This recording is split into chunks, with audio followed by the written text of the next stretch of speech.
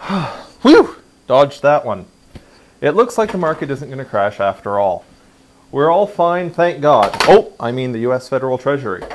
The subprime crisis is over, so they tell us. Don't we all feel better? Except for the million people who have defaulted on their mortgages and the millions more who were consolidating their debt, who are now screwed.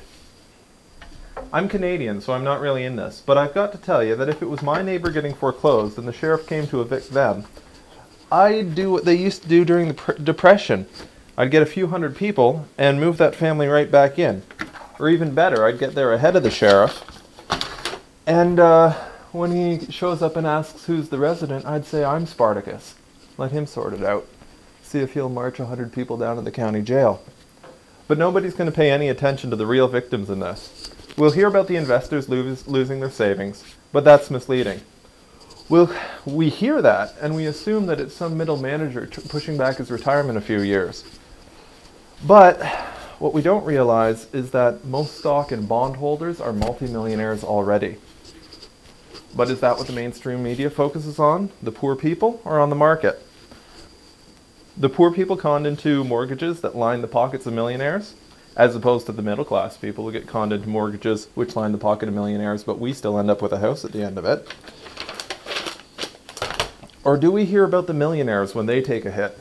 Sure we do. They just call it the market. When the market crashes, and it will, the poor people are going to be screwed. But let's face it, they're screwed now. The only difference is going to be that there will be more poor. Us comfy middle-class citizens are going to be given a taste of poverty, just like we were in the 30s. But don't worry, the super rich will be okay, and they're the elites, so they're the only ones that matter. But maybe the market won't crash. Maybe it will survive and 1% of the population will continue to control the vast majority of the wealth. And maybe the middle class won't notice that they're serving as guards in their own prison by protecting a system which creates billionaires but ignores human needs. Maybe we'll never realize that the truth is, for most of us, we will never become the super rich, and that blaming the poor for their own problems is not the solution.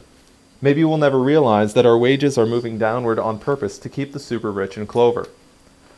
Maybe the occasional uprising of the poor will continue to provide us with just enough security and benefits not to notice that 99% of us are getting the short end. Maybe our market-focused educations will keep ignoring the fact that the most prosperous and statistically happiest time in North American history coincided with massive taxes for the rich. Or maybe, to paraphrase Howard Zinn, the guards will rise up. Maybe the middle class will rebel. But maybe they won't.